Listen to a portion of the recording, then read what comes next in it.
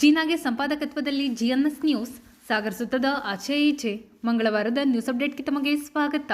ಮುಖ್ಯಾಂಶಗಳು: ಮೈಸೂರಿನಲ್ಲಿ ಪೊಲೀಸ್ ಠಾಣೆ ಮೇಲೆ ದಾಳಿ, ಪೊಲೀಸ್ ವಾಹನ ಜಖಂ ಖಂಡಿಸಿ ಬಿಜೆಪಿಯಿಂದ ಪ್ರತಿಭಟನೆ, ಕಾಂಗ್ರೆಸ್ ಸರ್ಕಾರದ ಆಡಳಿತ ವೈಫಲ್ಯದ ವಿರುದ್ಧ ಪರಶುರಾಮ್ ಮತ್ತು ಅರುಣ್ ಕುಗ್ವೆ ಕಿಡಿ, ಮೈಕ್ರೋ ಫೈನಾನ್ಸ್ ನಿಯಂತ್ರಣ ಕಾಯ್ದೆಗೆ ಅಂಕಿತ ಹಾಕಲು ರಾಜ್ಯಪಾಲರಿಗೆ ಮನವಿ, ಮೈಕ್ರೋ ಫೈನಾನ್ಸ್ ದಬ್ಬಳಿಕೆ ಖಂಡಿಸಿದ ಶಿವಾನಂದ ಕುಗ್ವೆ, ಎಲ್ ಚಂದ್ರಪ್ಪ, ಸತೀಶ್, ಗ್ರಾಮೀಣ ಸಂಪರ್ಕ ರಸ್ತೆ ಅಭಿವೃದ್ಧಿ ಕಾರ್ಯಕ್ಕೆ ಶಾಸಕರಿಂದ ಚಾಲನೆ, ಗ್ರಾಮೀಣ ಕುಡಿಯುವ ನೀರು ಸರಬರಾಜಿಗೆ ಆದ್ಯತೆ ನೀಡಲು ಶಾಸಕರ ಸೂಚನೆ, ಕರೂರು ಬಾರಂಗಿ ಹೋಬಳಿ ಅಂಗಡಿ ಮನೆಗಳಲ್ಲಿ ಅಕ್ರಮ ಮದ್ಯ ಮಾರಾಟ ಆರೋಪ, ತಡೆಗಟ್ಟದಿದ್ದರೆ ಉಗ್ರ ಪ್ರತಿಭಟನೆ ಎಚ್ಚರಿಕೆ ನೀಡಿದ ದೇಶಿ ಬ್ರಿಗೇಡ್ ಪ್ರಮುಖರು. ಈಗ ಸುದ್ದಿಯ ವಿವರ. ಮೈಸೂರಿನ ಕಲ್ಯಾಣಗಿರಿ ಬಡಾವಣೆ ಉದಯನಗರಿ ಪೊಲೀಸ್ ಠಾಣೆ ವ್ಯಾಪ್ತಿಯಲ್ಲಿ ಪೊಲೀಸ್ ಠಾಣೆಯ ಮೇಲೆ ನಡೆದಿರುವ ದಾಳಿಯನ್ನು ಖಂಡಿಸಿ ಬಿಜೆಪಿ ನಗರ ಮಂಡಲ ಹಾಗೂ ಯುವ ಮೋರ್ಚಾ ವತಿಯಿಂದ ಉಪವಿಭಾಗಾಧಿಕಾರಿಗಳ ಕಚೇರಿ ಎದುರು ಪ್ರತಿಭಟನೆ ನಡೆಸಲಾಯಿತು. ಈ ಸಂದರ್ಭದಲ್ಲಿ ಮಾತನಾಡಿದ ಯುವ ಮೋರ್ಚಾ ನಗರ ಮಂಡಲ ಅಧ್ಯಕ್ಷ ಪರಶುರಾಮ್, ಬಿಜೆಪಿ ಯುವ ಮೋರ್ಚಾ ಜಿಲ್ಲಾ ಕಾರ್ಯದರ್ಶಿ ಅರುಣ್ ಕುಗ್ವೆ, ಇದು ಖಂಡನೀಯ. ಈ ರೀತಿ ಯಾರು ಮಾಡಬಾರದು. ಭಾರತ ದೇಶದಲ್ಲಿ ಅಂಬೇಡ್ಕರ್ ಅವರು ಕೊಟ್ಟಿರುವಂತಹ ಸಂವಿಧಾನವನ್ನ ನೀವು ಎಲ್ಲರಿಗೂ ಸೇರಿ ಮಾಡಿರುವಂತಹ ಸಂವಿಧಾನ, ನಾವು ಅದನ್ನ ಭಾರಿ ಗೌರವಪೂರ್ವಕವಾಗಿ ನಡೆಸ್ಕೋಬೇಕು. ಆದ್ರೆ ಮೈಸೂರಿನಲ್ಲಿ ನಡೆದಿರುವಂತಹ ಕೃತ್ಯವನ್ನು ನೋಡಿದ್ರೆ ಇದು ಈ ಮತಾಂಧಿಗಳಿಗೆ ಏನಿದೆ, ಇವರಿಗೆ ಸಪರೇಟ್ ಸಂವಿಧಾನನೇ ಇದೆಯೇನೋ ಅಂತ ಅವರು ಊಹೆ ಮಾಡ್ಕೊಂಡಿರೋಂತ ಅನುಮಾನ ಶುರುವಾಗುತ್ತೆ. ನೋಡ್ರಿ, ಕಾಂಗ್ರೆಸ್ ಸರ್ಕಾರ ಇರ್ಬೇಕಾದ್ರೆ ಇದು ಕಾಮನ್ನು. ಮೈಸೂರು ಜಿಲ್ಲೆ ಏನು ಸಿದ್ದರಾಮಯ್ಯನವರು ಮುಖ್ಯಮಂತ್ರಿಗಳು ಇರುವಂತಹ ತವರು ಜಿಲ್ಲೆ, ಇಂತಹ ಜಿಲ್ಲೆಯಲ್ಲಿ ಈ ರೀತಿ ಆದ್ರೆ ಮುಂದೆ ನಮ್ಮಂತ ಜಿಲ್ಲೆಗಳಲ್ಲಿ, ಕಾಮನ್ ಜನ ಇರುವಂತ ಜಿಲ್ಲೆಗಳಲ್ಲಿ ಇನ್ನೇನೇನು ಆಗ್ಬಹುದು. ಹುಬ್ಳಿಯಲ್ಲಿ ಇದೇ ರೀತಿ ಕೇಸ್ ಆದಾಗ ಅವರಿಗೆ ಕೇಸನ್ನು ವಾಪಸ್ ತಗೊಳ್ಳುವಂತಹ ಕೆಲಸವನ್ನ ಮಾಡಿದ್ರು. ಡಿಜೆಹಳ್ಳಿ ಕೆಜೆಹಳ್ಳಿ ಪ್ರಕರಣದಲ್ಲೂ ಕೂಡ ಅವ್ರ ಮೇಲಿದ್ದಂತಹ ಕೇಸನ್ನ ವಾಪಸ್ ತಗೊಳ್ಳುವಂತಹ ಕೆಲಸವನ್ನ ಕಾಂಗ್ರೆಸ್ ಸರ್ಕಾರ ಮಾಡಿತು. ಈ ಕಾರಣದಿಂದಾಗಿ ಅವರು ಇನ್ನೂ ಅಪರಾಧವನ್ನ ಜಾಸ್ತಿ ಮಾಡ್ತಾರೆ. ಪ್ರಜಾಪ್ರಭುತ್ವದಲ್ಲಿ ಎಲ್ಲರಿಗೂ ಒಂದೇ ರೀತಿಯ ಕಾನೂನು ಇರುವಾಗ ಅವ್ರಿಗೆ ಮಾತ್ರ ಇಂಥ ಕೃತ್ಯಗಳನ್ನ ಮಾಡಿದ್ರೆ, ವಾಪಸ್ ತಗೊಳ್ಳುವಂತಹ ಕೆಲಸವನ್ನು ಮಾಡಿದ್ರೆ, ನಾಳೆ ಇವತ್ತು ಪೊಲೀಸ್ ಸ್ಟೇಷನ್ಗೆ ಬಂದು ಕಲ್ಲು ಹೊಡೆದಂತವ್ರು ನೆಕ್ಸ್ಟ್ ಪೊಲೀಸ್ ಸ್ಟೇಷನ್ ಒಳಗೆ ನುಗ್ಗಿ ಪೊಲೀಸ್ನವರಿಗೆ ಹೊಡೆಯುವಂತ ಕೆಲಸಗಳನ್ನ ಗ್ಯಾರಂಟಿ ಮಾಡೇ ಮಾಡ್ತಾರೆ. ಆ ಕಾರಣಕ್ಕಾಗಿ ಕಾಂಗ್ರೆಸ್ ಸರ್ಕಾರ ಈ ಕೂಡಲೇ ಎಚ್ಚೆತ್ಕೋಬೇಕು. ಅವರು ನಿಮ್ಮ ಮನೆಯ ಸಹೋದರರು ಅಂತ ತಿಳ್ಕೊಳ್ಳೋದು ತಪ್ಪಲ್ಲ, ಆದ್ರೆ ಮತಾಂಧಿಗಳನ್ನ ನೀವು ಈ ರೀತಿ ಪ್ರವೋಕ್ ಮಾಡಿ ಅವರಿಗೆ ಸವಲತ್ತುಗಳನ್ನ ಜಾಸ್ತಿ ಕೊಡೋದ್ರಿಂದ ಪೊಲೀಸ್ನವರಿಗೆ ಅವರು ಹೊಡೆಯಂತ ಕೆಲಸ ಮಾಡಿದ್ರೆ ನಾಳೆ ನಿಮ್ಮನ್ನು ಬಿಡಲ್ಲ. ನಿಮ್ಮ ಶಾಸನ ಸಭೆಗೆ ಕೂಡ ಬಂದು ನುಗ್ಗಿ ಹೊಡೆಯುವಂತ ಕೆಲಸ ಅವ್ರು ಮಾಡ್ತಾರೆ. ಅವರು ಅಷ್ಟು ಹೀನವಾದ ಮೈಂಡ್ ಸೆಟ್ ಅಲ್ಲಿ ಇದ್ದಾರೆ. ಆ ಕಾರಣಕ್ಕಾಗಿ ನಿಮ್ಮಲ್ಲಿ ನಾವು ಮನವಿ ಮಾಡೋದೇನಂದ್ರೆ, ಅವರಿಗೆ ಒಂದು ಲಗಾಮನ್ನ ಹಾಕಿ, ಯಾರೇ ತಪ್ಪು ಮಾಡೋದು ತಪ್ಪೇ. ಅವರು ಹಿಂದೂ ಆಗಿರೋದು, ಮುಸ್ಲಿಂ ಆಗಿರ್ಬೋದು. ಮುಸ್ಲಿಮರು ಮಾತ್ರ ನಿಮಗೆ ಓಟ್ ಕೊಟ್ಟಿಲ್ಲ, ಎಲ್ಲರೂ ಓಟ್ ಕೊಟ್ಟಿದ್ದಾರೆ ಸ್ವಾಮಿ. ಆ ಕಾರಣಕ್ಕೆ ಯಾರು ತಪ್ಪು ಮಾಡುವ ಮುಸ್ಲಿಂ ಗುಂಡಗಳಿದ್ದಾರೆ, ಮತ್ತೆ ಹೇಳ್ತಾ ಇದ್ದೀನಿ, ತಪ್ಪು ಮಾಡುವ ಮುಸ್ಲಿಂಗಳಿಗೆ, ಗುಂಡಗಳಿಗೆ ನುಗ್ಗಿ ಹೊಡೆಯುವಂತ ಕೆಲಸವನ್ನ ಪೊಲೀಸ್ನರಿಗೆ ಬಿಡಿ, ಅವ್ರು ಮಾಡ್ತಾರೆ. ಕಾನೂನು ಗಟ್ಟಿ ಇದೆ, ಸಂವಿಧಾನ ಗಟ್ಟಿ ಇದೆ, ಯಾವ ಕಾರಣಕ್ಕೂ ಹಿಂದೋಗುವಂತ ಪ್ರಯತ್ನವನ್ನ ಮಾಡಬೇಡಿ ಅಂತ ಹೇಳಿ ಮಾತಾಕ್ಕೆ. ಮೊನ್ನೆ ಏನು ಡೆಲ್ಲಿಯಲ್ಲಿ ಬಿಜೆಪಿಯ ಬಹುಮತ ಬಂದಂತ ಸಂದರ್ಭದಲ್ಲಿ ಮೈಸೂರಿನ ಒಬ್ಬ ಯುವಕ ಒಂದು ಫೇಸ್ಬುಕ್ ಅಲ್ಲಿ, ಏನು ವಾಟ್ಸಪ್ ಇದರಲ್ಲಿ ಒಂದು ಪೋಸ್ಟರ್ನ ಬಿಟ್ಟ ಅನ್ನೋ ಕಾರಣಕ್ಕಾಗಿ ಮೈಸೂರಿನ ಪೊಲೀಸ್ನವರು ಜೊಮೊಟೊ ಕೇಸನ್ನು ಕೂಡ ಪ್ರಕರಣವನ್ನು ಕೂಡ ದಾಖಲೆ ಮಾಡ್ಕೊಂಡಿರ್ತಾರೆ. ಆದರೂ ಕೂಡ ಆ ಕೇಸಿಗೆ ಸಂಬಂಧ ಇಲ್ದಿರೋಂಥವ್ರು ಬರೋಡಿಗಳು ಅಂತ ಏನು ಹೇಳ್ತೀವಿ, ಈ ಬರೋಡಿಗಳು ಅಂತ ಹೇಳಿದ ತಕ್ಷಣ ಕೆಲವರು ನಮಗೆ ಹೇಳಿದ್ರು ಅಂತ ಹೇಳಿ ಮತ್ತೆ ಕೇಸ್ ಕೊಡ್ತಾರೆ. ಹೋದ್ಸರಿ ನಾವು ಯಾವುದೋ ಒಂದು ಸಣ್ಣ ಹೋರಾಟವನ್ನ ಮಾಡಿದ್ವಿ, ಗೋಮಾತೆಯ ಕೆಚ್ಚಲನ್ನ ಕೊಯ್ದಂತಹ ಸಂದರ್ಭದಲ್ಲಿ ನಾವೊಂದು ಪ್ರತಿಭಟನೆಯನ್ನ ಮಾಡಿದ್ವಿ. ಅವಾಗ ನಮ್ಮ ಮೇಲೆ ಕೇಸನ್ನ ಕೊಡುವಂತಹ ಕೆಲಸವನ್ನು ಕೂಡ ಮಾಡಿದ್ರು. ಈಗ ಯಾರು ಈ ಪ್ರಕರಣವನ್ನು ಈ ರೀತಿ ಗುಂಡಾವರ್ತನೆಯನ್ನ ಮಾಡಿರ್ತಾರೋ ಅವರಿಗೆ ನಾವು ಭಾರತ ಸಂವಿಧಾನದ ಪ್ರಕಾರ ನಾವು ಪ್ರತಿಭಟನೆಯನ್ನ ಮಾಡೋದು, ವಿರೋಧ ಪಕ್ಷದಲ್ಲಿದ್ದು ನಮ್ಮ ಹಕ್ಕನ್ನ ನಾವು ಸಂವಿಧಾನಿಕವಾಗಿ ಕೇಳ್ಕೊಳ್ಳೋದು ನಮ್ಮ ಹಕ್ಕು ಅಂತ ಹೇಳಿ ಈ ಸಂದರ್ಭದಲ್ಲಿ ಈ ಪ್ರತಿಭಟನೆಗೆ ಇಲ್ಲಿ ಬಂದಿದ್ದೀವಿ. ಪೊಲೀಸ್ನವ್ರ ಮೇಲೆ ಕಲ್ಲು ತೂರಾಟ ಮತ್ತೆ ಪೊಲೀಸ್ ಸ್ಟೇಷನ್ಗೆ 2-3 ಸಾವಿರ ಜನ ಸೇರಿ ಗುಂಡಾ ವರ್ತನೆಯನ್ನ ಪ್ರತಿಭಟಿಸಿ ನಾವು ಖಂಡಿಸಿ ಈ ಒಂದು ವೇದಿಕೆಗೆ ಇಲ್ಲೊಂದು ಪ್ರತಿಭಟನೆಯನ್ನ ಮಾಡ್ತಿದ್ದೀವಿ. ಈ ವೇದಿಕೆಯ ಅಧ್ಯಕ್ಷತೆಯನ್ನ ಹೊತ್ತಿರುವಂತಹ ಯುವ ಮೋರ್ಚಾದ ಅಧ್ಯಕ್ಷರಾಗಿರುವಂತಹ ಸ್ನೇಹಿತರು ಮೈಸೂರಿನ ಕಲ್ಯಾಣಗಿರಿ ಬಡಾವಣೆಯ ಉದಯನಗರ ಪೊಲೀಸ್ ಲಿಮಿಟೇಷನ್ ನಲ್ಲಿ ಮೊನ್ನೆ ದಿನ ದೆಹಲಿಯ ಒಂದು ವಿಜಯೋತ್ಸವದ ಅಂಗವಾಗಿ ಒಬ್ಬ ಸುರೇಶ್ ಎಂಬಾತ ಒಂದು ಪೋಸ್ಟ್ ಅನ್ನ ಮಾಡಿರ್ತಾನೆ ಸಾಮಾಜಿಕ ಜಾಲತಾಣದಲ್ಲಿ. ಅದು ಒಂದು ಪ್ರಚೋದನಕಾರಿ ಪೋಸ್ಟ್ ಅಂತ ಪರಿಗಣಿಸಿ ಪೊಲೀಸ್ನವರು ಸುಮೋಟ ಕೇಸನ್ನು ದಾಖಲು ಮಾಡಿಕೊಂಡು ಆ ವ್ಯಕ್ತಿಯನ್ನ ಬಂಧಿಸ್ತಾರೆ. ಅದೇ ತಕ್ಷಣನೇ ಆ ವ್ಯಕ್ತಿಯನ್ನ ಪೊಲೀಸ್ನವರು ಬಂಧಿಸಿರ್ತಾರೆ. ಬಂಧಿಸಿದ ನಂತರವೂ ಕೂಡ ಕೆಲವೊಂದಿಷ್ಟು ಮುಸ್ಲಿಂ ಗೂಂಡಾಗಳು ಏನಿದ್ದಾರೆ ಪೊಲೀಸ್ ಮೇಲೆ ಅನುಚಿತ ವರ್ತನೆ ಹಾಗೂ ಪೊಲೀಸರ ವಾಹನಗಳನ್ನು ಜಖಂಗೊಳಿಸಿದ್ದಲ್ಲದೆ ಪೊಲೀಸ್ ಠಾಣೆ ಮೇಲೆ ಹಲ್ಲೆಯನ್ನು ಮಾಡ್ತಾರೆ.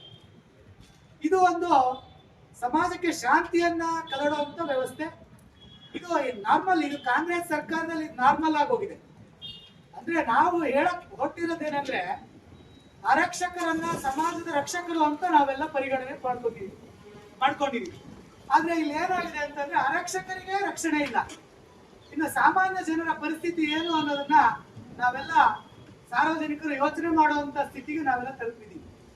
ಈ ಕಾಂಗ್ರೆಸ್ ಸರ್ಕಾರದ ಸ್ಥಿತಿ ಹೇಗಿದೆ ಅಂತಂದ್ರೆ ಒಂದ್ ಕಡೆ ಅಭಿವೃದ್ಧಿ ಮಾಡಕ್ ಆಗ್ತಾ ಇಲ್ಲ, ಒಂದು ಕಲ್ಲನ್ನು ಕೂಡ ಇವ್ರ ಕೈಯಲ್ಲಿ ಎತ್ತಿಡಕ್ಕಾಗಿಲ್ಲ. 2 ವರ್ಷ ಆಯ್ತು ಸರ್ಕಾರ ಬಂದು. ಅದಲ್ಲದೆ ಯಾವುದೇ ಆದಂತ ಒಂದು ಅಭಿವೃದ್ಧಿ ಕೆಲಸಗಳು ಕೂಡ ಇವ್ರ ಕೈಯಲ್ಲಿ ಮಾಡಕ್ ಆಗ್ತಿಲ್ಲ. ಆದ್ರೆ ಕಾಂಗ್ರೆಸ್ ಸರ್ಕಾರ ಏನ್ ಮಾಡ್ತಿದೆ ಅಂತ ಕೇಳಿದ್ರೆ ದಿನ ಬೆಳಗ್ಗೆ ಎದ್ರೆ ಟಿವಿನಲ್ಲಿ ಈ ತರದ್ದು ಒಂದು ಅಹಿತಕರ ಘಟನೆಗಳಿಗೆ ಉದಾಹರಣೆ ಆಗ್ತಾ ಇದೆ. ಗೃಹ ಮಂತ್ರಿಗಳು ಹೇಳ್ತಾರೆ, ಮಾನ್ಯ ಗೃಹ ಮಂತ್ರಿಗಳು, ಯಾವುದೇ ಅಹಿತಕರ ಘಟನೆ ನಡೀಲಿ ಅದು ಸಾಮಾನ್ಯವಾಗಿ ಮುಸ್ಲಿಂ ಪ್ರೇರಿತವಾಗಿನೇ ನಡೆಯುತ್ತೆ ಅಂತ ಅನ್ಕೊಳ್ಳೋಣ. ಬೆಳಿಗ್ಗೆ ಘಟನೆ ನಡೆದಿರುತ್ತೆ, ಸಂಜೆನೆ ಮಾನ್ಯ ಗೃಹ ಮಂತ್ರಿಗಳು ಹೇಳ್ತಾರೆ ಅವರು ಅಸಂಬದ್ಧವಾಗಿ ನಡ್ಕೊಳ್ಳಕ್ಕೆ ಕಾರಣ ಅವರು ಬುದ್ಧಿಮಾಂದ್ಯರು ಅನ್ನೋ ಸ್ಟೇಟ್ಮೆಂಟ್ ಅನ್ನು ಗೃಹ ಮಂತ್ರಿಗಳು ಇನ್ನೇನು ಕೆಲವೇ ಕ್ಷಣಗಳಲ್ಲಿ ಈ ಕೇಸಲ್ಲೂ ಕೊಡ್ತಾರೆ ಗೃಹ ಮಂತ್ರಿಗಳು. ಹಾಗಾದ್ರೆ ಇಂಥ ನಾಲಾಯಕ ಪರಿಸ್ಥಿತಿಗೆ ಕಾಂಗ್ರೆಸ್ ಸರ್ಕಾರ ತಲುಪಿದ್ಯಾ? ಯಾವುದೇ ಒಂದೇ ಕೋಮಿನ ಇದು ಯಾಕೆ ಓಲೈಕೆ ಯಾಕೆ ಗೊತ್ತಿಲ್ಲ. ಕಾಂಗ್ರೆಸ್ನವರಿಗೆ 75 ವರ್ಷಗಳಿಂದ ಓಲೈಕೆ ರಾಜಕಾರಣ ಮಾಡ್ಕೊಂಡೆ ಇವತ್ತು ಡೆಲ್ಲಿ ಅಂತ ರಾಷ್ಟ್ರದ ರಾಜಧಾನಿಯಲ್ಲಿ ಕಳೆದ 5 ಎಲೆಕ್ಷನ್ಗಳಲ್ಲಿ ತಾವು 0 ಸಂಪಾದನೆ ಮಾಡಿದಿರಿ. ಇದಕ್ಕಿಂತ ಬೇಕಾ ನಿಮಗೆ? ಇದಕ್ಕಿಂತ ಬಿಜೆಪಿ ನಗರ ಮಂಡಲಾಧ್ಯಕ್ಷ ಕೆಆರ್ ಗಣೇಶ್ ಪ್ರಸಾದ್, ದೇವೇಂದ್ರಪ್ಪ, ಪ್ರೇಮಾ ಕಿರಣ್ ಸಿಂಗ್, ಸತೀಶ್ ಕೆ, ಸಂತೋಷ್ ಶೇಟ್, ರಾಯಲ್ ಸಂತೋಷ್, ಅರವಿಂದ್ ರಾಯ್ಕರ್, ಪ್ರಸನ್ನ, ಆದರ್ಶ್ ಇನ್ನಿತರರು ಹಾಜರಿದ್ದರು. ರಾಜ್ಯದಲ್ಲಿ ಮೈಕ್ರೋ ಫೈನಾನ್ಸ್ ಸುಗ್ರೀವಾಜ್ಞೆಗೆ ರಾಜ್ಯಪಾಲರು ಅಂಕಿತ ಹಾಕುವಂತೆ ಒತ್ತಾಯಿಸಿ ಮಂಗಳವಾರ ಕರ್ನಾಟಕ ರಾಜ್ಯ ರೈತ ಸಂಘ ಮತ್ತು ಪ್ರಗತಿಪರ ಸಂಘಟನೆಗಳ ಒಕ್ಕೂಟಗಳ ಆಶ್ರಯದಲ್ಲಿ ಉಪವಿಭಾಗಾಧಿಕಾರಿಗಳ ಕಚೇರಿಗೆ ಮನವಿ ಸಲ್ಲಿಸಲಾಯಿತು. ಈ ಸಂದರ್ಭದಲ್ಲಿ ಮಾತನಾಡಿದ ರೈತ ಸಂಘದ ರಾಜ್ಯೋಪಾಧ್ಯಕ್ಷ ಶಿವಾನಂದ್ ಕುಗ್ವೆ ಹಾಗೂ ದಲಿತ ಮುಖಂಡ ಯಲ್ಚಂದ್ರಪ್ಪ ಹಾಗೂ ಸತೀಶ್, ಫ್ರೀಡಂ ಪಾರ್ಕ್ ಇದೆಯಲ್ಲ, ಸ್ವಾತಂತ್ರ್ಯ ಉದ್ಯಾನವನ, ಅಲ್ಲಿ ಒಂದು 2-3 ಸಾವಿರ ಜನ ರೈತರು ಸೇರಿ ಸರ್ಕಾರಕ್ಕೆ ಈ ಮೈಕ್ರೋ ಫೈನಾನ್ಸ್ಗಳ ಸುಳಿಗೆ, ಅವರ ದಬ್ಬಾಳಿಕೆ, ದೌರ್ಜನ್ಯಗಳನ್ನ ತಡೆ ಹಿಡಿಬೇಕು, ಸರಿಯಾದಂಥ ಕಾನೂನು ಮಾಡಬೇಕು ಅಂತೇಳಿ ಸರ್ಕಾರಕ್ಕೆ ಒತ್ತಾಯ ಮಾಡಿದ್ವಿ. ಮಾಡೋದಕ್ಕೋಸ್ಕರ ದೊಡ್ಡ ಸಮಾವೇಶ ಕೂಡ ಮಾಡಿದ್ವಿ. ನಾವು ರಿಸರ್ವ್ ಬ್ಯಾಂಕ್ ಎದುರುಗಡೆ ಧರಣಿ ಮಾಡ್ತೀವಿ ಅಂತ ನಾವು ಇಲ್ಲಿಂದ ಘೋಷಣೆ ಹಾಕಿದ್ವಿ. ಆದರೆ ರಿಸರ್ವ್ ಬ್ಯಾಂಕಿಗೆ ಬಿಡಲಿಲ್ಲ ನಮಗೆ. ಆದ್ರಿಂದ ನಾವು ಫ್ರೀಡಂ ಪಾರ್ಕಲ್ಲಿ ಮಾಡೋದು ಅನಿವಾರ್ಯ ಆಯಿತು. ಬಟ್ ಆ ಒಂದು ಹೋರಾಟಕ್ಕೆ ರಾಜ್ಯದ ಬಹಳ ಜವಾಬ್ದಾರಿಯುತವಾದಂಥ ಮಿನಿಸ್ಟ್ರುಗಳು, ಮಂತ್ರಿಗಳು ಬಂದಿದ್ರು. ಸಮಾಜ ಕಲ್ಯಾಣ ಮಿನಿಸ್ಟ್ರು ಮಾದೇವಪ್ಪ ಬಂದಿದ್ರು. ಹಾಗೆ ಮುಖ್ಯಮಂತ್ರಿಗಳ ಸಲಹೆಗಾರ BR ಪಾಟೀಲ್ರು ಕೂಡ ಬಂದಿದ್ರು. ಹಾಗೆ ಅನೇಕ ಜನ ಬೇರೆ ಬೇರೆ ಸಂಘ ಸಂಸ್ಥೆಗಳು ಕೂಡ, ಜನಪರ ಸಂಘಟನೆಗಳು, ಪ್ರಗತಿಪರ ಸಂಘಟನೆಯ ಬಹಳ ಜನ ಬೆಂಬಲ ಕೊಟ್ಟಿದ್ರು ಅದಕ್ಕೆ. ಆ ಒಂದು ಸಂದರ್ಭದಲ್ಲಿ ಮಾದೇವಪ್ಪ ಅಥವಾ BR ಪಾಟೀಲ್ ಇವರು ಸರ್ಕಾರದ ಪ್ರತಿನಿಧಿಗಳಾಗಿ ನಮಗೆ ಅವತ್ತು ಭರವಸೆ ಕೊಟ್ಟರು. ನಾವು ಈ ಮೈಕ್ರೋ ಫೈನಾನ್ಸ್ಗಳ ಕಿರುಕುಳವನ್ನ ತಡಿತೀವಿ, ಕ್ಯಾಬಿನೆಟ್ನಲ್ಲಿ ನಾಳೆ ಇದರ ಬಗ್ಗೆ ಚರ್ಚೆ ಮಾಡಿ ಒಂದು ನಿರ್ಧಾರ ಬರ್ತೀವಿ, ಅಂತ ಹೇಳಿದ್ರು. ಅವರು ಹೇಳಿದಂತೆಯೇ ಮಾರನೇ ದಿವಸನೇ ಒಂದು ಸುಗ್ರೀವಾಜ್ಞೆಯನ್ನ ಮಾಡಿದರು. ಸಿದ್ದರಾಮಯ್ಯ ಅವರ ನೇತೃತ್ವದಲ್ಲಿ ಅವರ ಒಂದು ಕಾಳಜಿಯಿಂದ ಸುಗ್ರೀವಾಜ್ಞೆ ಕೂಡ ಮಾಡಿದರು. ಆ ಸುಗ್ರೀವಾಜ್ಞೆ ರಾಜ್ಯಪಾಲರು ಸಹಿ ಆಗ್ಬೇಕು. ರಾಜ್ಯಪಾಲರಿಗೆ ಕಳಿಸಿದಾಗ ಅವರು ಮೊನ್ನೆ ರಿಜೆಕ್ಟ್ ಮಾಡಿದ್ದಾರೆ, ಅದನ್ನ ವಾಪಸ್ ಕಳಿಸಿದ್ದಾರೆ. ಅವರಿಗೆ ಈ ಫೈನಾನ್ಸ್ಗಳು ಇದೆಲ್ಲ ಬಂಡವಾಳಶಾಹಿಗಳು, ಫೈನಾನ್ಸರ್ಸ್, ಅವರ ಬಗ್ಗೆ ಏನೋ ಒಂಥರ ವಿಶೇಷವಾದ ಕಾಳಜಿ ಇದೆ, ಹಿತಾಸಕ್ತಿ ಇದೆ, ಅವರ ಒತ್ತಡ ಇದೆ, ಅಥವಾ ಅದೇನು ರಾಜಕೀಯ ಒತ್ತಡ ಇದೆಯೋ ಗೊತ್ತಿಲ್ಲ. ಇವತ್ತು ಬಂಡವಾಳಶಾಹಿಗಳ ಪರವಾಗಿ ಒಬ್ಬ ರಾಜ್ಯಪಾಲ ಅವರ ಹಿತಾಸಕ್ತಿ ಪರವಾಗಿ ನಮ್ಮ ಇಂಥ ಜನಪರ ಸುಗ್ರೀವಾಜ್ಞೆನ ವಾಪಸ್ ಕಳ್ತಾನೆ ಅಂತಂದ್ರೆ ಇದು ಅತ್ಯಂತ ಅಮಾನವೀಯವಾದಂತ ಘಟನೆ. ಒಬ್ಬ ರಾಜ್ಯಪಾಲರಿಂದ ನಾವು ಬಹಳ ನಿರೀಕ್ಷೆ ಮಾಡಿದ್ವಿ, ಜನಪರವಾದಂತ ಒಂದು ಸುಗ್ರೀವಾಜ್ಞೆನ ಇವರು ಪಾಸ್ ಮಾಡ್ತಾರೆ ಅಂತೇಳಿ. ಮಾಡಲಿಲ್ಲ. ನೋಡಿ ಇವತ್ತೇನಾಗಿದೆ, ಇವತ್ತು ಮೈಕ್ರೋ ಫೈನಾನ್ಸ್ಗಳು ರಿಸರ್ವ್ ಬ್ಯಾಂಕ್ ಅಂಡರ್ನಲ್ಲಿ ಬರ್ತಾವೆ ಅಂತ ನಮ್ಗೆಲ್ಲ ಬಹಳ ಜನಕ್ಕೆ ಗೊತ್ತಿರೋಂಥ ವಿಚಾರ. ರಿಸರ್ವ್ ಬ್ಯಾಂಕ್ ಅವರು ಕೆಲವು ನಿಯಮಗಳನ್ನ ಕೂಡ ಮಾಡಿದ್ದಾರೆ, ಕೆಲವು ಕಾನೂನುಗಳು ಕೂಡ ಇದಾವೆ. ಆದ್ರೆ ಅವುಗಳನ್ನ ಇದು ಓವರ್ ರೂಲ್ ಮಾಡಿ ಜನಕ್ಕೆ ಒಂದ್ ರೀತಿಯಿಂದ ಈ ಫೈನಾನ್ಸ್ ಕೊಟ್ಟಂತವ್ರು ಏನ್ ಮಾಡ್ತಿದ್ದಾರೆ, ಇದು ಗೂಂಡಾಗಿರಿ ಮಾಡಿ ವಸೂಲಿ ಮಾಡ್ತಾ ಇದ್ದಾರೆ. ಯಾಕಂದ್ರೆ ಏನೋ ಅನಿವಾರ್ಯವಾಗಿ ಬಡತನ ಇರುತ್ತೆ, ಮದುವೆ ಇರುತ್ತೆ, ಇನ್ನೊಂದು ಸಮಸ್ಯೆ, ಆರೋಗ್ಯದ ಸಮಸ್ಯೆ ಇದ್ದಾಗ ಜನಸಾಮಾನ್ಯರು ಸಾಲ ಮಾಡೋದು ಸಹಜ, ಅದು ಅನಿವಾರ್ಯ ಕೂಡ ಬಹಳ ಜನಕ್ಕೆ. ಆದ್ರೆ ಅದನ್ನ ವಸೂಲಿ ಮಾಡುವಾಗ ಅವ್ರು ನಡ್ಕೊಳ್ಳೋ ರೀತಿ ಇದೆಯಲ್ಲ, ಬಹುಶಃ ಅದು ಯಾವನಿಗೂ ಬೇಡ. ಸಾರ್ವಜನಿಕರ ಎದುರುಗಡೆ ಅಥವಾ ಅವರ ವೈಯಕ್ತಿಕ ಮನೆ ಒಳಗೆ ಹೊಕ್ಕು ಗೂಂಡಾಗಿರಿ ತರ, ಗೂಂಡಾಗಳ ತರ ವರ್ತನೆ ಮಾಡಿ ಇದನ್ನ ಅವ್ರೇನು ವಸೂಲಿ ಮಾಡೋ ಪದ್ಧತಿ ಇದೆಯಲ್ಲ, ಅದು ಅತ್ಯಂತ ಅಮಾನವೀಯ, ಬಹಳ ಕ್ರೌರ್ಯವಾದಂತ ವಿಧಾನಗಳು. ಅವು ಹೋಗ್ಬೇಕು ಅನ್ನೋದಾದ್ರೆ ನಾವು ಈ ಸುಗ್ರೀವಾಜ್ಞೆ ಏನಿದೆ ಒಂದು ಸಿದ್ದರಾಮಯ್ಯ ಸರ್ಕಾರ ತಂದಿರೋದು, ಅದು ಜಾರಿ ಆಗ್ಲೇಬೇಕು. ಜಾರಿ ಆದಾಗ ಮಾತ್ರ ಒಂದು ರಕ್ಷಣೆ ಸಿಗುತ್ತೆ, ಜನಸಾಮಾನ್ಯರು ಬದುಕೊಳ್ಳೋಕೆ ಸಾಧ್ಯ ಇದೆ. ಇವತ್ತು ಎಲ್ಲ ಕಡೆ ಬರ್ತಾ ಇದ್ದಾವೆ. ಆದ್ರೆ ಸ್ಥಳೀಯವಾಗಿ ಯಾವ್ದಾದ್ರೂ ಒಂದು ಪ್ರಕರಣ ದಾಖಲೆ ಕೊಟ್ರೆ ಪೊಲೀಸ್ನವರು ಕೂಡ ಇಲ್ಲಿ ಅದನ್ನ ಪ್ರಕರಣನ ತಗೊಳ್ತಾ ಇಲ್ಲ. ತಗೊಳ್ಳೋದು ಅಂತ ಹೇಳಿದ್ರೆ ಇವತ್ತು ನನ್ನ ಉದಾಹರಣೆ 1ನೇ ತಾರೀಕಿಗೆ ಕಂಪ್ಲೇಂಟ್ ಕೊಟ್ಟಿರೋದು, ಇವತ್ತು 11ನೇ ತಾರೀಕು ಆದ್ರೂ ಕೂಡ ಪೊಲೀಸರು ಕರೆದು ವಿಚಾರಣೆ ಮಾಡ್ತಾ ಇಲ್ಲ. ಇಲ್ಲಿ ಮೈಕ್ರೋ ಫೈನಾನ್ಸ್ಗಳಿಗೆ, ಈ ಫೈನಾನ್ಸ್ ಕಂಪ್ನಿಗಳಿಗೆ, ದೊಡ್ಡ ದೊಡ್ಡ ಈ ಲೇವಾದೇವಿ ಮಾಡೋರಿಗೆ ಇಲ್ಲಿ ಪೊಲೀಸರು ಕೂಡ ಶಾಮೀಲಾಗಿದ್ದಾರೆ. ನನಗೆ ಏನೋ ಅಷ್ಟಿಷ್ಟು ಒಂದಿಷ್ಟು ಪ್ರಜ್ಞೆ ಇದೆ. ನಾನು ಇವತ್ತು ಪೊಲೀಸರು ತಗೊಂಡಿಲ್ಲ ಅಂದ್ರೆ ನಾಳೆ ಕೋರ್ಟಲ್ಲಿ ಕೂಡ ಪ್ರಕರಣ ದಾಖಲು ಮಾಡ್ತಾ ಇದ್ದೀನಿ. ಆದ್ರೆ ಇಲ್ಲಿ ಜನಸಾಮಾನ್ಯರು ಪಾಪ ಎಲ್ಲಿಗೆ ಹೋಗ್ತಾರೆ? ನಾನು ಇವತ್ತೇನೋ ಇದಿತ್ತು, SP ಅವ್ರಿಗೂ ಹೋಗಿದ್ದೀನಿ. SP ಅವ್ರ ಗಮನಕ್ಕೆ ತಂದ್ರು ಕೂಡ ಇಲ್ಲಿ ಪೊಲೀಸ್ನವರು ಪ್ರಕರಣನ ಇನ್ನೂ ಕರೆದು ಅವರು ಇಲ್ಲಿ ವಿಚಾರಣೆ ಮಾಡಿಲ್ಲ. ಇಲ್ಲಿ ಒಂದು ಪೊಲೀಸ್ ವ್ಯವಸ್ಥೆ ಸರಿ ಆದ್ರೆ ಇಲ್ಲಿ ಎಲ್ಲಾ ವ್ಯವಸ್ಥೆಗಳು ಸರಿ ಆಗುತ್ತೆ. ಇವತ್ತು ರಾಜಕಾರಣರು ಒಂದು ಕಾರಣ ಕೊಟ್ಟಿದ್ದಾರೆ, RBI ಸಾಕಷ್ಟು ನಿಯಮಗಳಿದಾವೆ, ಆ ನಿಯಮಗಳನ್ನು ಅನುಸರಿಸಿದ್ರೆ ಸಾಕಷ್ಟು ಬದಲಾವಣೆಗಳಾಗ್ತವೆ ಅಂತ ಹೇಳಿ. ಇಲ್ಲಿ ಉದಾಹರಣೆ ನಾನೇ ಈಗ ಹೇಳಿದ್ನಲ್ಲ, ಒಂದು ಕೇಸ್ ಕೊಟ್ಟು 11 ದಿವಸ ಆದ್ರೂ ಕೂಡ CC ಕ್ಯಾಮ್ರಾಕ್ಕೆ ರೆಕಾರ್ಡ್ ಇದೆ. ಇದು ರೆಗ್ಯುಲರ್ ಆಗಿ ಅಮೌಂಟ್ ಕೊಡ್ತಾ ಇದೀನಿ, 5ನೇ ತಾರೀಕಿಗೆ ಅಮೌಂಟ್ ಅನ್ನು ಕಟ್ಟಬೇಕು, ಇವ್ರು 1ನೇ ತಾರೀಕಿಗೆ 4 ಜನರ ಎದುರುಗಡೆ ಬಂದು ನಿಮ್ಮ ಅಕೌಂಟ್ ಅಲ್ಲಿ ಹಣ ಇಡಬೇಕು ಅಂತ ಹೇಳಿ 4 ಜನರು ಎದುರುಗಡೆ ಬಂದು ಹೇಳೋಗ್ತಾನೆ. ಅವತ್ತು ಆ 4 ಜನರ ಎದುರುಗಡೆ ನನಗೆ ಬಿಸ್ನೆಸ್ ಕೂಡ ಲಾಸ್ ಆಗಿದೆ. ಈ ವಿಚಾರವಾಗಿ ಸಾಗರ ಪೊಲೀಸ್ ಸ್ಟೇಷನ್ ಪ್ರಕರಣ ಕೊಟ್ಟರೆ ಇದುವರೆಗೂ ವಿಚಾರಣೆ ಮಾಡಿಲ್ಲ. ಇಲ್ಲಿ ಮೊದಲು ನಮ್ಮ ಪೊಲೀಸ್ ವ್ಯವಸ್ಥೆ, ಸ್ಥಳೀಯವಾಗಿ ಪೊಲೀಸ್ ವ್ಯವಸ್ಥೆ ಸರಿಯಾಗಬೇಕು. ಇಲ್ಲಿ ಪೊಲೀಸ್ ವ್ಯವಸ್ಥೆಗಳು ಸರಿಯಾಗಿಲ್ಲ ಅಂತಂದ್ರೆ ಇಲ್ಲಿ ಏನು ಸರಿಯಾಗಲ್ಲ. ಅದಕ್ಕಾಗಿ ಇವತ್ತು ಊರು ಬಿಡ್ತಾ ಇರೋದು, ಮತ್ತೆ ಇವತ್ತು ಜನ ಇಲ್ಲಿ ಆತ್ಮಹತ್ಯೆ ಮಾಡ್ಕೊಳ್ತಿರೋದು, ಮತ್ತೆ ಒಂದು ಆಪರೇಷನ್ ಥಿಯೇಟರ್ ಒಳಗಡೆ ಹೋಗಿ ಮೈಕ್ರೋ ಫೈನಾನ್ಸ್ ಅವರು ಹಣ ಕಲೆಕ್ಟ್ ಮಾಡ್ತಾರಂತದ್ದು. ಮತ್ತೆ ಇತ್ತೀಚೆಗೆ ನಾವೊಂದು ಇಲ್ಲಿ ಫ್ರೀಡಂ ಪಾರ್ಕ್ ಅಲ್ಲಿ ಹೋರಾಟ ಮಾಡಿದಾಗ ಒಬ್ಬ ಯುವಕ ಹೇಳ್ತಾನೆ, 15 ವರ್ಷದ ಯುವಕ, ನನ್ನ ತಾಯಿ ಸಾಲ ಮಾಡಿದ್ರೆ, ಸಾಲ ಮಾಡಿ ಆದ್ಮೇಲೆ ಅವರಿಗೆ ಅನಾರೋಗ್ಯ ಕಾರಣದಿಂದ ಇವಾಗ ಸಾಲ ಕಟ್ಟಕ್ಕಾಗ್ತಿಲ್ಲ, ರಾತ್ರಿ 11 ಗಂಟೆ 10 ಗಂಟೆವರೆಗೂ ಕೂಡ ಮನೆ ಬಾರಿಗೆ ಬರ್ತಾರೆ, ನಮಗೆ ದೊಡ್ಡ ಹಿಂಸೆ ಆಗಿದೆ, ನನಗೆ ಕಿಡ್ನಿ ಮಾರಿ ನಾನು ಸಾಲ ತೀರ್ಸ್ತೀನಿ, ಆ ಕಿಡ್ನಿ ಯಾರು ತಗೊಳ್ಳೋರು ಮುಂದೆ ಅಂದ್ರೆ ಅನುಕೂಲ ಆಗತ್ತೆ, ನಾನು ಕಿಡ್ನಿ ಮಾರಿ ನಾನು ಸಾಲ ತೀರ್ಸ್ತೀನಿ ಅಂತೇಳಿ ಅಂತ ತುಂಬಿ ಸಭೆಯಲ್ಲಿ ಹೇಳ್ತಾರೆ. ಎಷ್ಟು ಅಮಾನ್ಯವಾಗಿ ನಡ್ಸ್ಕೊಳ್ತಾ ಇದಾರೆ ಅಂತೇಳಿ. ಇಲ್ಲಿ ಯಾಕೆ ಈ ರಾಜಕೀಯ ಪಕ್ಷಗಳು ಯಾಕೆ ಮುಂದಾಗಿ ಬರ್ತಾರೆ ಅಂತ ಗೊತ್ತಾಗ್ತಾ ಇಲ್ಲ. ಇತ್ತೀಚೆಗೆ ಒಂದು ನಾವು ಕೂಡ ಈಗ ಹಸುನ ಎಲ್ಲರೂ ಕೂಡ ನಾವು ದೇವರಂತ ಪೂಜಿಸ್ತೀವಿ, ಒಂದು ಹಸುನ ಕೆತ್ತಿರು ಕೊಯ್ದ್ರು ಅಂತೇಳಿ ಇಡೀ ರಾಜ್ಯ ತುಂಬಾ ಪ್ರತಿಭಟನೆ ಮಾಡಿದ್ರು. ಸ್ವಾಮಿ, ಬಿಜೆಪಿ ಅವರು ಇವತ್ತು ಪ್ರತಿ ತಾಲೂಕಲ್ಲೂ ಕೂಡ ನೀವು ಪ್ರತಿಭಟನೆ ಮಾಡಿದ್ರಲ್ಲ, ಇಲ್ಲಿ ಜನ ಸಾಯ್ತಾ ಇದ್ದಾರೆ ಸ್ವಾಮಿ, ಆಪರೇಷನ್ ಥಿಯೇಟರ್ ಹೋಗ್ತಾ ಇದ್ದಾರೆ, ಕಿಡ್ನಿ ಕೂಡ ರೆಡಿ ಆಗಿದ್ದಾರೆ. ಇವಾಗ ಎಲ್ಲಿದ್ದಾವೆ ರಾಜಕೀಯ ಪಕ್ಷಗಳು? ಇವತ್ತು ಮಾತಾಡಬೇಕು ನೀವು. ಇವತ್ತು ದಿನ ಬೆಳಗಾದ್ರೆ ನಾನು ಕರೆಕ್ಟ್ ಆಗಿ ನೋಡಿದ್ದೀನಿ, ಜನವರಿ 11ನೇ ತಾರೀಕಿಂದ ಇಲ್ಲಿವರೆಗೂ ಪ್ರತಿದಿನ ಮೈಕ್ರೋ ಫೈನಾನ್ಸ್ ಮೇನ್ ಚಿತ್ರದಲ್ಲಿ ಬರ್ತಾ ಇದೆ. ಇವಾಗ ಯಾರಿಗೂ ರಾಜಕೀಯ ಪಕ್ಷದವ್ರಿಗೆ ಕಣ್ಣಿ ಕಾಣ್ತಾ ಇಲ್ವಾ? ಯಾಕೆ ರಾಜಕೀಯ ಪಕ್ಷದವ್ರು ಯಾರು ಪೇಪರ್ಗಳು ನೋಡ್ತಾ ಇಲ್ವಾ? ಯಾಕೆ ಟಿವಿಗಳು ನೋಡ್ತಾ ಇಲ್ವಾ? ಜನಸಾಮಾನ್ಯರದ ಗೋಳುಗಿಲ್ಲಿ ಗೊತ್ತಾಗ್ತಾ ಇಲ್ವಾ? ಒಂದು ಪ್ರಾಣಿಗೆ ಬೆಲೆ ಕೊಟ್ಬಿಟ್ಟು ನೀವು ಇದನ್ನ ಪ್ರತಿಭಟನೆ ಮಾಡಿದ್ರಿ, ನಾವು ಕೂಡ ಪ್ರಾಣಿ ಬೆಲೆ ಕೊಡ್ತೀವಿ ದೇವ್ರು ಅಂತ ಅನ್ಕೊಂತೀವಿ. ಇಲ್ಲಿ ಮನುಷ್ಯರು ಜೀವ ಹೋಗ್ತಾ ಇದೆಯಲ್ಲ, ಇವಾಗ ಎಲ್ಲಿದ್ದೀರಾ ರಾಜಕೀಯ ಪಕ್ಷಗಳು? ಎಲ್ಲಿದ್ದೀರಾ ನೀವು? ನಿಜವಾಗ್ಲೂ ಸ್ಥಳೀಯ ಆಡಳಿತ ಎಲ್ಲಿದೆ? ಸ್ಥಳೀಯ ಆಡಳಿತ ಏನಿದೆ? ಈಗ ನನ್ನ ಮನಸ್ಥಿತಿ ಸರಿ ಇತ್ತು, ನಾನು ಆತ್ಮಹತ್ಯೆ ಮಾಡ್ಕೊಂಡಿಲ್ಲ. ಇವತ್ತು ಇದೇ ತರ ಘಟನೆಗಳು ಯಾರಿಗಾದ್ರೂ ಬೇರೆಯವ್ರಿಗಾಗಿದ್ರೆ ನಾನು ಪೊಲೀಸರ ಹತ್ರ ಹೋದ್ರೆ ನನಗೂ ಅಲ್ಲೂ ನ್ಯಾಯ ಸಿಕ್ಕಿಲ್ಲ ಅಂತೇಳಿ ಸತ್ತೋಗ್ತಿದ್ರು.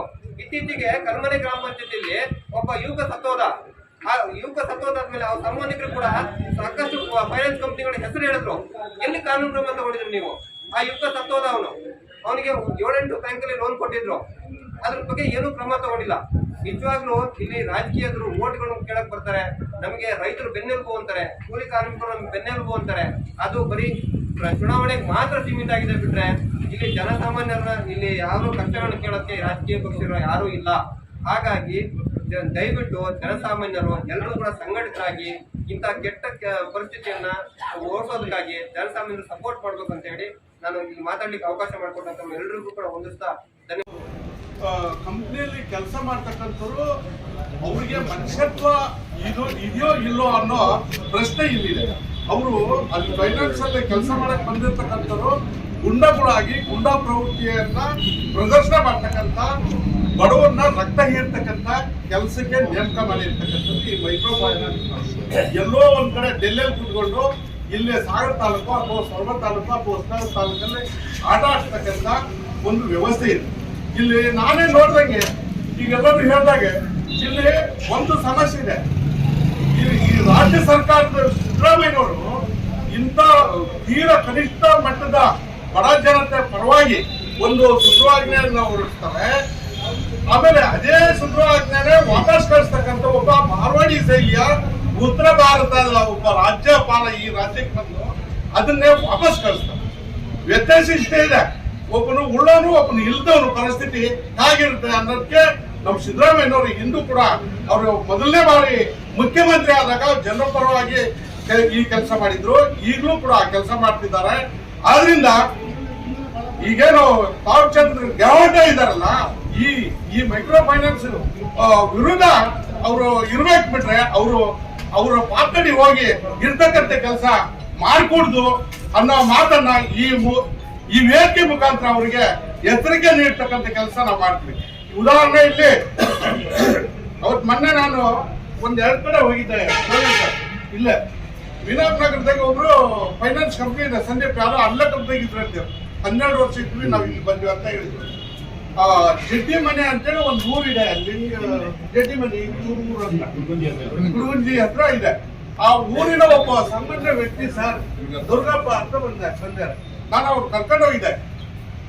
ಏನು ಅಲ್ಲಿ ಹೋಗಿ ಇವ್ರದ್ದು ಲೋನ್ ಡೀಟೇಲ್ಸ್ ಕೊಡಪ್ಪ ಹಾಕಿದ್ದೆ. ಡೀಟೇಲ್ಸ್ ಕೊಡ್ತಾರೆ, 1, 2, 3, 4 ಲೋನ್ ಕೊಟ್ಟಿರ್ತಾರೆ. 4 ಲೋನ್ ಒಬ್ಬ ವ್ಯಕ್ತಿ ದಾಖಲೆಗಳು ಕೊಟ್ಟಂಗೆ. ಅಲ್ಲಪ್ಪ ನೀನು ಏನು ಇದು ನೋಡಿ ಇವ್ರಿಗೆ ಏನಂತ ಕೊಡ್ತಿ, ನಿನ್ನ ಮಕ್ಕಳಲ್ಲಿ ನೋಡೋ ಲಕ್ಷಣ ಇದೆ, ಇವ್ರ ಮಕ್ಕಳಲ್ಲಿ ನೋಡೋ ಆಹಾರದ ಕೊರತೆ ಇದೆ, ಪೌಷ್ಟಿಕಾಂಶ ಇಲ್ಲ, ಏನಿಲ್ಲ, ಗಂಡ ಹೆಂಡತಿ ಬಂದರೆ ಇವ್ರು ತಿಂಡಿ ತಿಂದಿಲ್ಲ. ಇಲ್ಲ ಸರ್, ಅವ್ರು ಬಹಳ ಕಟ್ತಾ ಹೋಗ್ತಿದ್ರು, ಇತ್ತೀಚೆಗೆ ಅವ್ರಿಗೆ ಸಮಸ್ಯೆ ಆಗ್ಬಿಟ್ಟಿದೆ. ಕಟ್ತಾರೆ ಸರ್, ಅದೇನಿಲ್ಲ, ಕಟ್ತಾರೆ ಸರ್ ಅಂತ. ಬಟ್ ಕಟ್ತಾರೆ ಸರ್ ಅನ್ನೋ ಕಾನ್ಫಿಡೆನ್ಸ್ ಇದ್ದವನು ಅವ್ರ ಮನೆ ಬಾಗ್ಲಿಗೆ ಯಾಕಪ್ಪ ರಾತ್ರಿ ಹೋಗಿದ್ದೆ ಸರ್, ಕಾನ್ಫಿಡೆನ್ಸ್ ಇದೆ, ಕಟ್ತಾರೆ ಅನ್ನೋ ಒಂದು ಕಾನ್ಫಿಡೆನ್ಸ್ ಇದ್ದವನು ರಾತ್ರಿ ಹೋಗಿ ಅವ್ರ ಯಾಕಪ್ಪ ಹರಾಜೆಬ್ಸಿದ್ದೀನೋ ಅಂತ ಸರ್. ಅದಕ್ಕೆ ಅವ್ರಿಗೆ ಉತ್ತರ ಇಲ್ಲ. ಈ ರೀತಿ ಹಲವಾರು ಇದೆ. ಅದೇ ಬ್ಯಾಂಕು ಇನ್ನೊಂದ್ ಕಡೆ ಹೋದ್ರೆ ಸರ್ ಐಡಿಎಫ್ಸಿ ಅಂತ ಅವನು ಒಬ್ಬರಿಗೆ 80,000 ರೂಪಾಯಿ ಲೋನ್ ಕೊಟ್ಟಾನ ಸರ್. 80,000 ರೂಪಾಯಿ ಲೋನಿಗೆ 1,36,000 ರೂಪಾಯಿ ರಿಕವರ್ ಮಾಡ್ಯಾನೆ. ಮತ್ತೆ ಕಟ್ಟಕ್ ಹೋದ್ರು ಕೂಡ ಅಷ್ಟೇ ದುಡ್ಡು. ಕಟ್ ಇಂಟ್ರೆಸ್ಟ್ ಫ್ಲಾಟ್ ಇಂಟ್ರೆಸ್ಟ್ ಕೇಳಿದ್ರೆ ಅವನು ಹೇಳಲ್ಲ, ನೀವು ಇವತ್ತೇ ಕ್ಲೋಸ್ ಮಾಡಿದ್ರು ನೀವು ಇಷ್ಟು ಕಟ್ಬೇಕು, ಕ್ಲೋಸಿಂಗ್ ಚಾರ್ಜ್ 7,000 ರೂಪಾಯಿ ಆಗುತ್ತೆ ಅಂತ ಹೇಳ್ತಾರೆ. ಕ್ಲೋಸಿಂಗ್ ಚಾರ್ಜ್ 7,000 ರೂಪಾಯಿ. ಈ ಟೈಪ್ ಹಲವಾರು ರೀತಿಯ ಜನಸಾಮಾನ್ಯರಿಗೆ ನಮ್ಮ ಸಹೋದರಿ ಹೇಳಿದಾಗೆ ಏನು ಗೊತ್ತಿಲ್ಲ. ಅವ್ರಿಗೆ ಏನಪ್ಪ ಕೃಷಿ ಇದೆ ಅನ್ನೋರಿಗೆ ಅವ್ರಿಗೆ ನಾನ್ ಕೇಳಿದವ್ರಿಗೆ ಸೋರ್ಸ್ ಆಫ್ ಇನ್ಕಮ್ ಅವ್ರದ್ದು ಏನಿದೆ ನೀನು ಕೊಡೋ ಲೋನ್ ಕೊಡೋದು ಪರವಾಗಿಲ್ಲ ಕೊಟ್ಬಿಡು, ನೀನು ರಿಕವರ್ ಮಾಡ್ಕೋಬೇಕಂದ್ರೆ ಅವ್ರಿಗೆ ಯಾವ ಮೂಲದಾಗ ಆದಾಯ ಇದೆ, ಯಾವ ರೀತಿ ದುಡಿತಾರ ಅವರು, ಅದನ್ನು ಯೋಚನೆ ಮಾಡಿಕೊಡು ಅಂತೇಳಿ ಅವ್ರಿಗೆ ಈಗ ಹೇಳಿ ಬಂದಿದ್ದೀವಿ. ಆದ್ರೂ ಕೂಡ ಅವರು ನಿಮ್ಮ ಮಾತು ಕೇಳೋ ಪರಿಸ್ಥಿತಿಗಿಲ್ಲ. ಇದಕ್ಕೆ ಒಂದೇ ಒಂದು ಸಿದ್ದರಾಮಯ್ಯನವ್ರು ಕೊಟ್ಟಿರ್ತಕ್ಕಂಥ ಸುಗ್ರೀವಾಜ್ಞೆಯನ್ನ ಅವರು ಚಾಲ್ತಿಗೆ ತರ್ತಕ್ಕಂಥ ಕೆಲಸ ಈ ರಾಜ್ಯದ ರಾಜ್ಯಪಾಲರು ಮಾಡ್ಬೇಕಂತೇಳಿ ಮತ್ತೊಮ್ಮೆ ಒತ್ತಾಯ ಮಾಡ್ತಾ ನನಗೆ ಮಾತಾಡಲು ಅವಕಾಶ ಕೊಟ್ಟಿರ್ತಕ್ಕಂಥ ತಮ್ಮೆಲ್ಲರಿಗೂ ಅಂತ ನನ್ನ ಮಾತನ್ನು ಮುಗಿತೀನಿ. ಜೈ B. Go back, go back. Go back, go back. Go back, go back. Go back. Micro finance ಅವರ ಕಿರುಕುಳಕ್ಕೆ, ಮೈಕ್ರೋ ಫೈನಾನ್ಸ್ ಅವರ ಕಿರುಕುಳಕ್ಕೆ, ಮೈಕ್ರೋ ಫೈನಾನ್ಸ್ ಕಿರುಕುಳಕ್ಕೆ ಸುಗ್ರೀವಾಜ್ಞೆಗೆ ಅಂಕಿತ ಹಾಕಲೇಬೇಕು, ಹಾಕಲೇಬೇಕು, ಹಾಕಲೇಬೇಕು, ಹಾಕಲೇಬೇಕು. ಸುಗ್ರೀವಾಜ್ಞೆಗೆ ಅಂಕಿತ ಹಾಕಲೇಬೇಕು, ಹಾಕಲೇಬೇಕು, ಹಾಕಲೇಬೇಕು, ಹಾಕಲೇಬೇಕು. ಮೈಕ್ರೋ ಫೈನಾನ್ಸ್ ಅವರ ಕಿರುಕುಳಕ್ಕೆ ಕರ್ನಾಟಕ ರಾಜ್ಯ ರೈತ ಸಂಘ ಮತ್ತು ಪ್ರಗತಿಪರ ಸಂಘಟನೆಗಳ ಒಕ್ಕೂಟದ ಹೋರಾಟಕ್ಕೆ ಪ್ರತಿಭಟನೆಯಲ್ಲಿ Sundar Singh, N D Vasanth Kumar, Ravi Kogwe, Parameshwar Doguru, Maria Lima, H B Raghavendra, Ramanna Hasalaru, Nagaraj, Saroja MS, Wilson Gonsalves, UP Joseph, Guthyappa, Narayan, Lakshman Sagar, Michael D'Souza, Arthur Gomes ಇನ್ನಿತರರು ಹಾಜರಿದ್ದರು. ಮಳೆಗಾಲದೊಳಗೆ ಗ್ರಾಮೀಣ ಸಂಪರ್ಕ ರಸ್ತೆಗಳನ್ನು ಪೂರ್ಣಗೊಳಿಸಲು ಸೂಚನೆ ನೀಡಲಾಗಿದೆ. ಆವಿನಹಳ್ಳಿ, ಕಸಬಾ ಮತ್ತು ಕರೂರು, ಬಾರಂಗಿ ಹೋಬಳಿ, ಆನಂದಪುರಂ ಹೋಬಳಿಯ ರಸ್ತೆಗಳನ್ನು ಕಾಲಮಿತಿಯೊಳಗೆ ಪೂರ್ಣಗೊಳಿಸಲಾಗುತ್ತದೆ ಎಂದು ಶಾಸಕ ಗೋಪಾಲಕೃಷ್ಣ ಬೇಳೂರು ತಿಳಿಸಿದರು.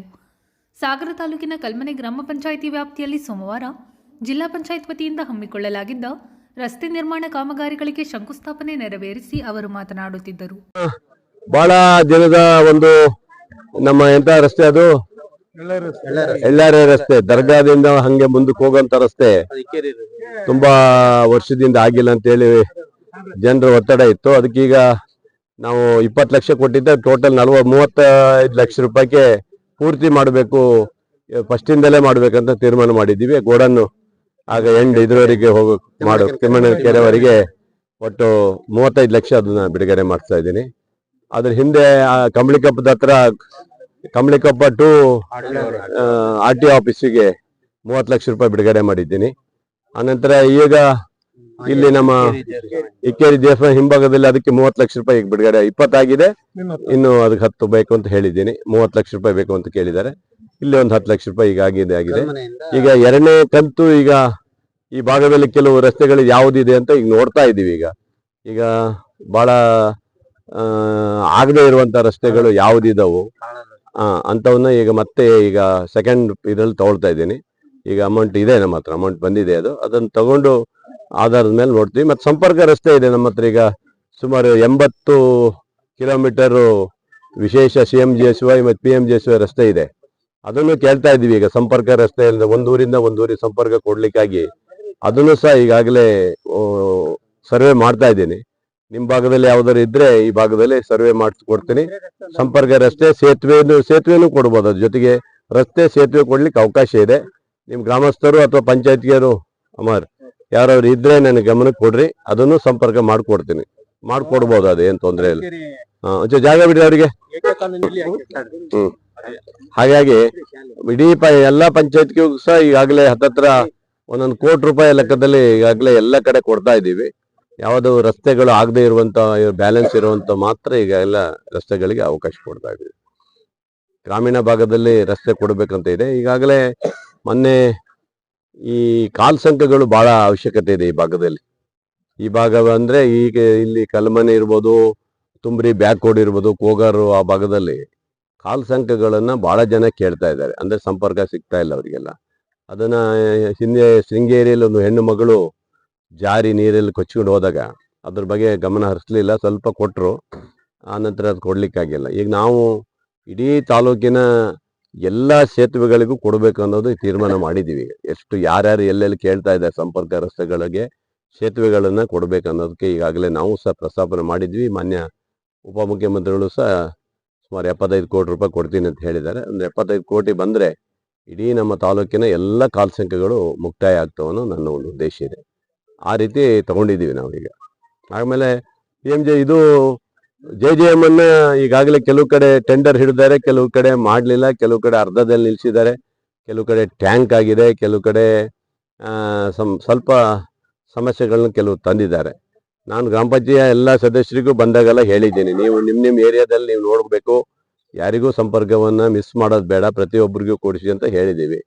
ಹಾಗಾಗಿ ನೀರು ಪ್ರತಿಯೊಬ್ಬ ಮನೆಗೂ ಬರಬೇಕು, ಯಾವ ಮನೆಗೂ ತಪ್ಪಂಗಿಲ್ಲ, ಪ್ರತಿಯೊಬ್ಬ ಮನೆಗೂ ಸಂಪರ್ಕ ಕೊಡುವಾಗಿದೆ.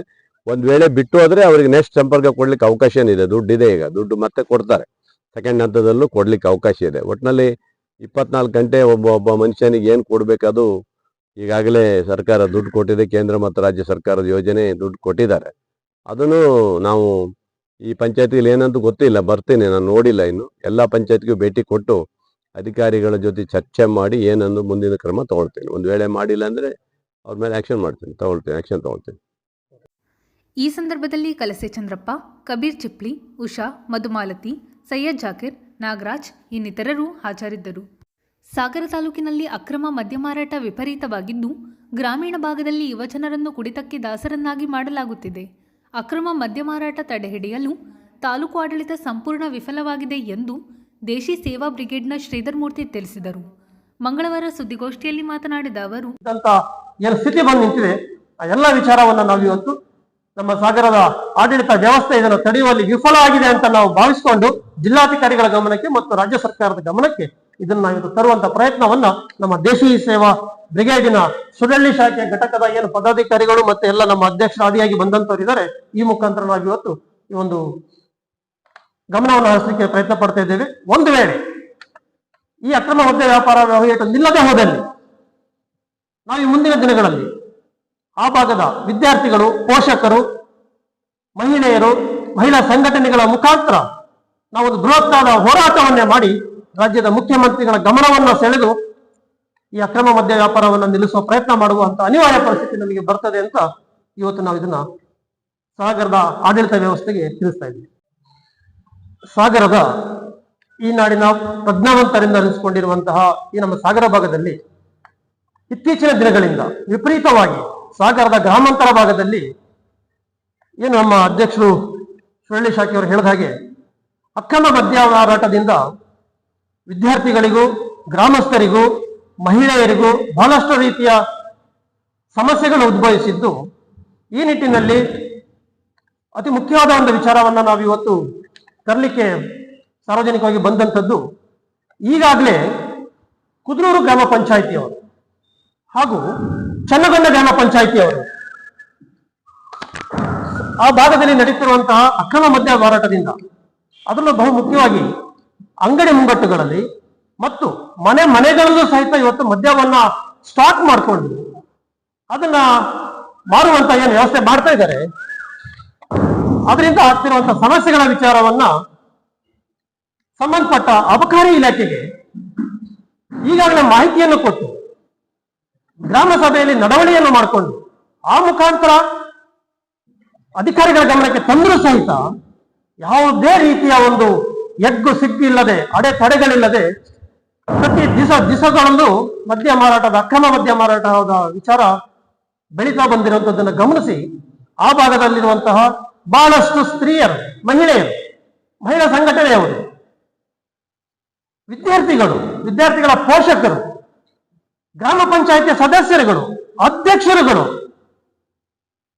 ನಮ್ಮಿಂದ ಈ ಭಾಗದಲ್ಲಿ ಒಂದು ರೀತಿಯ ಸರ್ಕಾರವೇ ಎಲ್ಲ ಒಂದು ಪೋಷಣೆ ಮಾಡ್ತಾ ಇರುವಂತಹ ರೀತಿಯಲ್ಲಿ ನಡೀತಿರುವಂತಹ ಇಷ್ಟೊಂದು ದೊಡ್ಡ ಪ್ರಮಾಣದ ಅಕ್ರಮ ಮದ್ಯ ಮಾರಾಟದಿಂದ ಆ ಭಾಗದ ಜನರು ಈಗಾಗಲೇ ನಾವು ದೇಶ ಬ್ರಿಗೇಡ್ನವರು ನಿವೇದನೆ ಮಾಡ್ಕೊಳ್ತಿರುವಂಥದ್ದು, ಬಹಳಷ್ಟು ರೀತಿಯಿಂದ ಸಂತ್ರಸ್ತರಾಗಿರುವಂತಹ ಗ್ರಾಮಾಂತರ ಭಾಗದಲ್ಲಿ, ಅದರಲ್ಲಿ ವಿಶೇಷವಾಗಿ ಸಾಗರದಲ್ಲಿ ಕರೂರು ಬಾರಂಗಿ ಹೋಬಳಿಯಲ್ಲಿ ಸಂತ್ರಸ್ತರಾಗಿರುವಂತಹ ನಾಡಿನ ಜನರಿಗೆ ಈ ರೀತಿಯ ಮದ್ಯವನ್ನು ಸರಬರಾಜನ್ನು ಮಾಡುವ ವ್ಯವಸ್ಥೆಯನ್ನು ಮಾಡಿಕೊಟ್ಟಂತಹ ತಾಲೂಕು ಆಡಳಿತ ವ್ಯವಸ್ಥೆಯನ್ನು ಖಂಡಿಸುತ್ತಾ ನಾವಿಂದು ಅಲ್ಲಿ ನೊಂದಂತಹ ಮಹಿಳಾ ಸಂಘಟನೆಗಳು, ವಿದ್ಯಾರ್ಥಿಗಳ ಪೋಷಕರು ಮತ್ತು ಗ್ರಾಮಸ್ಥರ ಎಲ್ಲರ ಪರವಾಗಿ ಇವತ್ತು ನಾವು ಸರ್ಕಾರದ ಗಮನಕ್ಕೂ ಹಾಗೂ ನಮ್ಮ ಜಿಲ್ಲಾಧಿಕಾರಿಗಳ ಗಮನಕ್ಕೂ ತಗೊಬಂದು ಈ ಒಂದು ಅಕ್ರಮ ಮದ್ಯ ವ್ಯಾಪಾರವನ್ನು ನಿಲ್ಲಿಸಬೇಕು. ಈ ಕೂಡಲೇ ನಿಲ್ಲಿಸುವ ವ್ಯವಸ್ಥೆಯನ್ನು ಕ್ರಮ ಕೈಗೊಳ್ಳಬೇಕು. ಹಾಗೇನಾದರೂ ಇಲ್ಲಿವರೆಗೆ ಮಾಡಿದಂತೆ ಅಬಕಾರಿ ಇಲಾಖೆಯವರು ಐವಾಸ್ ಸ್ಟ್ರಾಟಜಿ ಅಂತ ಒಂದು ಪದ ಇದೆ, ಕಣ್ಣೊರೆಸುವ ತಂತ್ರಗಳಂತೆ ಬಂದೆಯ ಪುಟ್ಟ ಹೋದೆಯ ಪುಟ್ಟ ಅಂತ ಹೇಳಿ ಒಂದು ಮಾತಿದೆ ನಮ್ಮ ಗ್ರಾಮಾಂತರ ಭಾಗದಲ್ಲಿ. ಆ ರೀತಿ ಇವರು ಅವಾಗ ಸಾರ್ವಜನಿಕರ ಒತ್ತಡ ಬಂದಾಗ ಬಂದಂತೆ ಮಾಡುವುದು, ಹಾಗೆ ಅದು ಯಾವ ಅಡ್ಜಸ್ಟ್ಮೆಂಟ್ ಬೆಳೀತದೋ ಅವರೊಬ್ಬರ ವ್ಯಾಪಾರಸ್ಥರು ಮತ್ತೆ ಅವರ ಇಲಾಖೆ ಮಧ್ಯದಲ್ಲಿ ಅವ್ರು ವಾಪಸ್ ಹೋಗೋದು, ಮತ್ತೆ ಮಾರನೇ ಒಂದೇ ದಿವಸ ಬಿಟ್ಟು ಅದ್ರ ನೆಕ್ಸ್ಟ್ ಮತ್ತೆ ಅದೇ ಅದೇ ಅಂಗಡಿಗಳಲ್ಲಿ ಮನೆಗಳಲ್ಲಿ ಮದ್ಯ ವ್ಯಾಪಾರಗಳು ನಡೀತಾ ಇರೋದ್ರಿಂದ ಈ ಕೂಲಿ ಕಾರ್ಮಿಕರಾಗಿ ದುಡಿಯುವಂತಹ ಭಾಗದ ಬಹಳಷ್ಟು ಜನಗಳು, ರೈತರುಗಳು ದಿನನಿತ್ಯ ಮನೆ ಬಾಗಿಲಲ್ಲೇ ಈ ರೀತಿಯ ಮದ್ಯ ಮಾರಾಟ ಸಿಗ್ತಾ ಇರೋದ್ರಿಂದ ವಿಪರೀತವಾಗಿ ಮದ್ಯಪಾನಿಗಳಾಗಿ ಆರೋಗ್ಯ ಸಮಸ್ಯೆ ಹೆಚ್ಚಾಗಿ ಆರ್ಥಿಕ ಮುಗ್ಗಟ್ಟನ್ನು ಎದುರಿಸುವಂತಹ ಪರಿಸ್ಥಿತಿ ಆ ನಾಡಲ್ಲಿ ಇವತ್ತು ಹಗಲೊತ್ತಾದ್ರೇ ಕಾಣುತ್ತೆ. ಬ್ರಿಗೇಡ್ನ ಸುಳ್ಳಳ್ಳಿ ಶಾಖೆ ಅಧ್ಯಕ್ಷ ವಿಜಯ್ ಕುಮಾರ್ ಜೈನ್ ಮಾತನಾಡಿ, ಮೊದಲನೇದಾಗಿ ನಾವು ಕ್ಷಮೆ ಕೇಳ್ತೀವಿ. ಯಾಕಂತ ಹೇಳಿದ್ರೆ ನಾವು ಲಾಂಚ್ ದಾಟಿ ಬರೋದು ಸ್ವಲ್ಪ ತಡ ಆದ ಕಾರಣ ನಿಮ್ಗೆ ಸ್ವಲ್ಪ ಕಾಯಿಸೋ ಹಾಗೆ ಆಯ್ತು. ನಾನು ವಿಜಯ್ ಕುಮಾರ್ ಅಂತ ಸುಳ್ಳಳ್ಳಿ ದೇಶಿ ಸೇವಾ ಬ್ರಿಗೇಡ್ ಅಧ್ಯಕ್ಷ. ಈಗಾಗಲೇ ನಮಗೆ ಗ್ರಾಮಾಂತರದಿಂದ ಬಹಳ ಏನು ಇಲ್ಲಿ ಮದ್ಯ ಮಾರಾಟ ಮಾಡ್ತಾ ಇದ್ದಾರೆ, ಪ್ರತಿಯೊಂದು ಮನೆ, ಪ್ರತಿಯೊಂದು ಸಣ್ಣ ಸಣ್ಣ ಅಂಗಡಿ ಹೋಟ್ಲ್ಗಳಲ್ಲಿ ಯಾವ ರೀತಿ ಅಂತ ಹೇಳಿದ್ರೆ ಬಾರಿಗಿಂತ ಯಾವ ಇದಕ್ಕೂ ಕಡಿಮೆ ಇಲ್ಲ. ಇನ್ನೇನು ಬಾಟ್ಲಿ ಶೋಕೇಶ್ ಮಾಡಿ ಜೋಡಿಸೋದೊಂದು ಬಾಕಿ ಇದೆ. ಆ ಲೆವೆಲ್ಗೆ ರಾಜಾರೋಷಾಗಿ ಯಾರ ಒಂದು ಭಯ ಭೀತಿ ಇಲ್ದೇನೆ ಮಾಡ್ತಾ ಇದ್ದಾರೆ. ಇದರಿಂದ ಯುವಜನ ಹುಡುಗರು ಹಾಳಾಗ್ತಾ ಇದ್ದಾರೆ, ಹಾಗೂ ಮಹಿಳೆಯರು, ಮಕ್ಕಳು ಇವರಿಗೆಲ್ಲ ಬಹಳ ತೊಂದರೆ ಆಗ್ತಾ ಇದೆ. ದಿನ ಅಂಗಡಿ ಬಾಗಿಲಲ್ಲಿ, ಹೋಟ್ಲ್ ಬಾಗಿಲಲ್ಲಿ, ಸರ್ಕಲಲ್ಲಿ ಸರಾಯಿ ಕುಡಿದು ಬಿದ್ದಿರ್ತಕ್ಕಂಥ ಜನರನ್ನು ನಾವು ಕಾಣ್ಬೋದು. ಹಾಗಾಗಿ ನಮ್ಮ ಕರೂರು ಹಾಗೂ ಬಾರಂಗಿ ಹೋಬಳಿಯಲ್ಲಿ ಸಾಧಾರಣ ತುಂಬ್ರಿಯಿಂದ ಹಿಡಿದು ಕಟ್ಟಿನಕಾರ್ವರೆಗೂ ಬಹಳ ಯಾವ ಒಂದು ಹಿಡಿತಡ ಇಲ್ಲದೆ ಮದ್ಯ ಮಾರಾಟ ನಡೀತಾ ಇದೆ. ಇದ್ರ ಬಗ್ಗೆ ನಮಗೆ ಜನಸಾಮಾನ್ಯರು